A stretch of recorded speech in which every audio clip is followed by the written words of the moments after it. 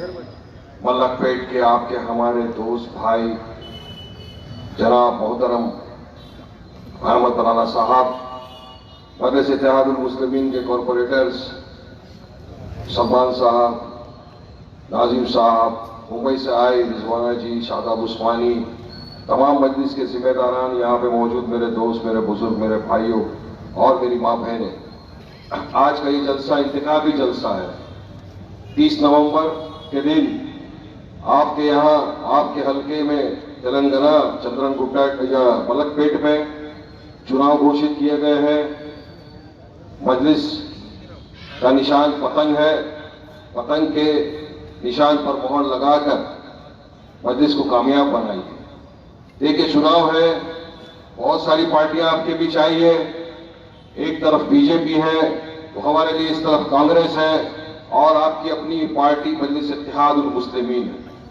ये बीजेपी, ये कांग्रेस, ये अगर चारों पांचों भी मिलके आ गए एक साथ तो भी बलाला साहब को हरा नहीं सकते। मैं ताकत नहीं।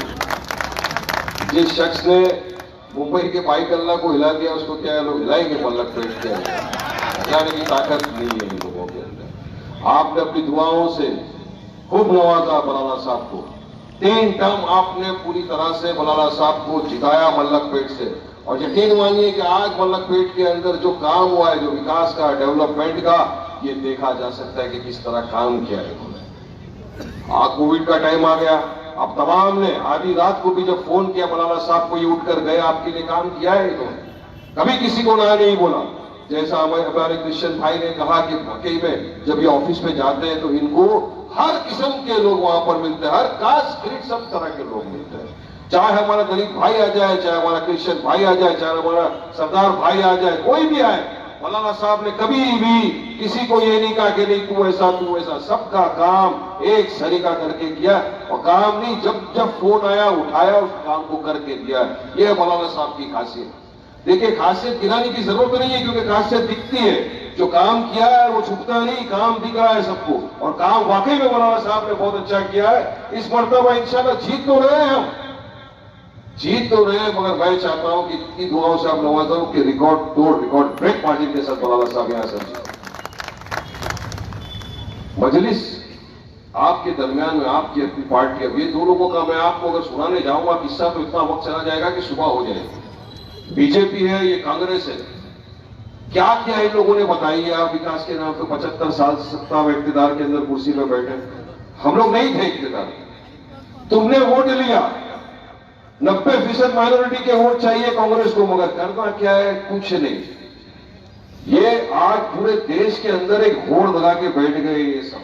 कौन बड़ा हिंदू का? मोदी बोलते मैं हूं, तो राहुल गांधी बोलता है मैं हूं, मगर मजलिस इत्तेहादुल मुस्लिमीन वाहिद एक पार्टी है जो बोलती है कि हम सबके लिए है, सबका साथ, सबका विकास। अगर वाकई में कोई देख रहा है तो मजलिस इत्तेहादुल मुस्लिमीन और हमारे कायद बैरिस्टर असदुद्दीन ओवैसी देख रहे हैं। आज संविधान के दायरे में रहकर, चाहे पार्लियामेंट हो, चाहे कोई टीवी के इंटरव्यू हो, चाहे पब्लिक मीटिंग हो, अगर कोई आपकी, हमारे दलित भाइयों की, हर मजलूम की हक की लड़ाई, इंसाफ के लिए कोई लड़ रहा है तो और नहीं आपका हमारा कायद बैरिस्टर असदुद्दीन ओवैसी साहब लड़ रहे। और अगर हमारे कायद लड़ रहे और उनके दी गई टिकट के नुमाइंदे अपने अपने हलकों से खड़े, तो हमारा आपका भी फराइज बनता है कि हम उनको जिताएं, भारी अक्सरियत के साथ हम वोट देकर जिताएं, हमारे असेंबली के अंदर भेजें इनको। जब जाएंगे हमारे असेंबली में तभी काम होगा। मल्लकपेट को आगे मौलाना साहब की बहुत जरूरत है। बहुत काम किए हैं, बहुत काम बाकी है।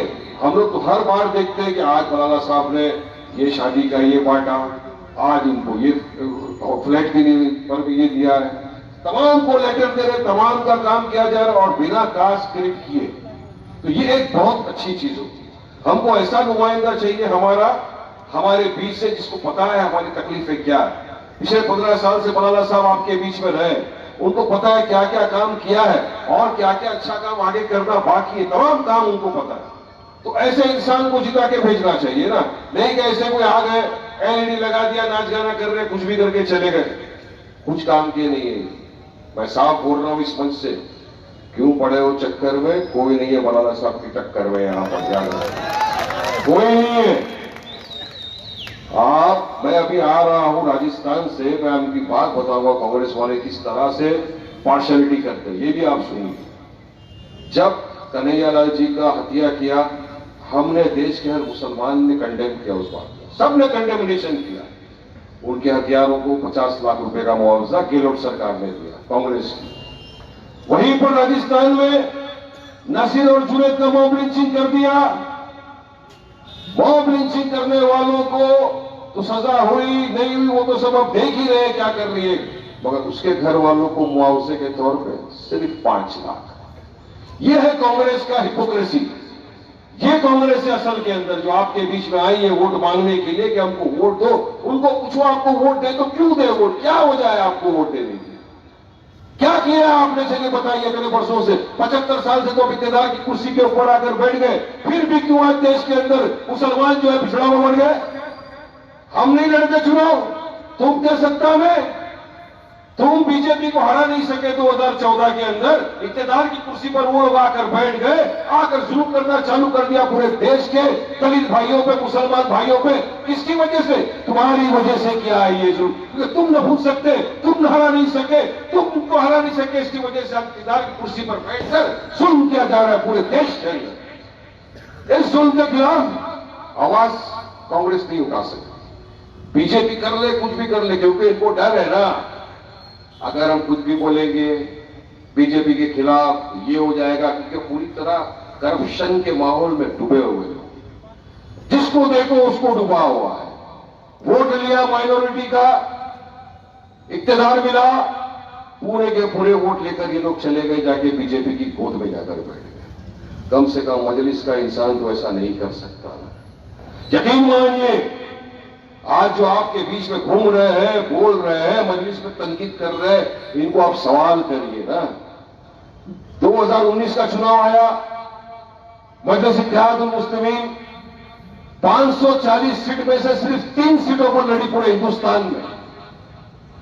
कांग्रेस पूरी 540 पे लड़ी, बीजेपी पूरी 540 पे लड़ी, मजलिस लड़ी सिर्फ 3 सीटों के ऊपर। इसमें एक था हैदराबाद से हमारे आपके सदर बैरिस्टर असदुद्दीन ओवैसी यहां से लड़े, दूसरी सीट पर अख्तर इमाम लड़े किशनगंज से, तीसरी सीट पर औरंगाबाद से इम्तियाज जलील लड़े। 3 सीट पर लड़े। हमने कहा जाइए आप पूरी तरह बीजेपी को हरा दिया, हमको क्या करना, मगर इनमें ताकत नहीं बीजेपी को हराने की, और मजलिस की ताकत का आपको अंदाजा बताता हूं मैं। 3 पर लड़कर 2 पर जीत हासिल की। उसमें औरंगाबाद में मजलिस ने उसको हराया, वो बीजेपी और शिवसेना का मेंबर ऑफ पार्लियामेंट जो 4 टर्म से 20 साल से सत्ता के अंदर बैठा था, उसको उखाड़ के फेंक दिया। ये मजलिस की ताकत है। और आज आपको लगता है कि आप यहां आके लोगों को कुछ भी सुनाएंगे और आपको लोग वोट दे देंगे, नहीं, मल्लकपेट की आवाम है, इसने एक बार जो कमिटमेंट कर ली उसके बाद तो अपने आप की भी नहीं सुनती है, और कमिटमेंट हो गया है।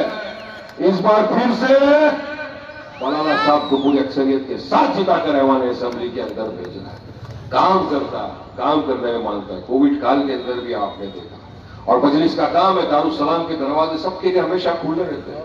हम तो हमेशा देखते हैं कि वहां पर हमारा मुसलमान भाई जाता है, उसी तरह से हमारा दलित भाई पहुंचता है, उसी तरह हमारा क्रिश्चियन भाई जाता है, सरदार भाई जाता है, सब जाते हैं। और आज यकीन मानिए कि मुझे मौलाना साहब ने बताया कि वालिद भाई अपने मंच से हमारे लिए सब हर कास्ट के लोगों ने आके अपील किए, लोगों से दरखास्त की है कि वोट डालें। हर कास्ट के लोग आए, क्यों आए? क्योंकि उनको पता है कि ये इंसान वो है जो सबको साथ में लेके चलने में मानता है। ये वाकई में वो जो एग्जाम्पल है ना, सबका साथ, सबका विकास, सबका विश्वास, उसके आगे ब्रैकेट में लिख देना चाहिए अहमद मौलाना साहब। सबका साथ, सबका विकास, सबका विश्वास करने का अगर कोई वाकई में मानता है मलकपेट के अंदर, तो अहमद मौलाना साहब, और करके दिखाया, आगे भी करके दिखाएंगे। लेकिन आपको 30 तारीख को उतरना है, पूरी तादाद के अंदर आना है, भारी अक्सरियत के साथ वोट देना है, इतिहास का सबूत देना, मुत्तहिदा तौर पे हो जाइए। देखिए अपने सफों के अंदर कुछ लोग आके दरार डालने की कोशिश कर रहे हैं, भड़काया जा रहा है लोगों को, ऐसा नहीं, वैसा नहीं, ऐसा नहीं, मुत्तहिद हो जाइए, इतिहास पैदा करना, एक हो जाइए, एक होकर निकलिए 30 तारीख को, वोट डालिए, मजलिस को कामयाब करिए। हम तो यहां पे सिर्फ 9 सीट पे लड़ रहे हैं, तेलंगाना में मजलिस इत्तेहादुल मुस्लिमीन 119 में से सिर्फ 9 सीटों पर लड़ रही। 110 सीट इनको दिया है, जाके हराओ अगर तुम्हारे अंदर ताकत है, नहीं तो खामोशी के साथ घर में चुपचाप बैठ जाओ। इल्जामबाजी करना बंद करो, कुछ नहीं होने वाला है। हमने सब देख लिया किस तरह से आप बीजेपी की गोद में जाके बैठ जाते हैं। दोनों एक ही सिक्के के दो पहलू दिखाई देते हैं पूरी पब्लिक को। है भी हकीकत में वही। एक तो हमको पता है कि हमारा खुले तौर से दुश्मन है, दूसरा पीछे से वार करने में मानता है। क्यों भाई ऐसा? अगर आप देख लो तो इनकी बात का मैं बताता हूं कि इनके जुमले कैसे एक्सपोज होते हैं लोगों के सामने। जिसकी जितनी संख्या भारी उसकी उतनी हिस्सेदारी बोलने वाली कांग्रेस। मध्य प्रदेश के अंदर मीना साहब यहां बैठे हुए, वहां के इंचार्ज, इनको पता है 230 सीटें, मगर पूरे मध्य प्रदेश में इन्होंने 2 मुसलमानों को टिकट दिया, सिर्फ तो ओनली 230 में। क्यों भाई? क्या हमको अधिकार नहीं पॉलिटिकल एम्पावरमेंट का? क्या हमको अधिकार नहीं आगे बढ़ने का? मगर नहीं करेंगे। इसलिए लिहाजा मैं बताना चाहता हूं कि कांग्रेस हो या बीजेपी हो, दोनों भी एक ही है। इनको वोट देकर अपना वोट जाया न करें। 30 नवंबर को उतर के आए बड़ी तादाद में। मजलिस इत्तेहादुल मुस्लिमीन के जो मल्लकपेट के आपके उम्मीदवार है मोहतरम जवान अहमद मलाला साहब, उनको अपना वोट देकर जिताए। भारी अक्सरियत के साथ वोट दे और पूरे आसमान में दिखा दो 30 तारीख को सिर्फ मजलिस इत्तेहादुल मुस्लिमीन की पतंग उड़ रही है। पतंग पतंग पतंग। अब मैं मोहतरम अहमद मलाला साहब से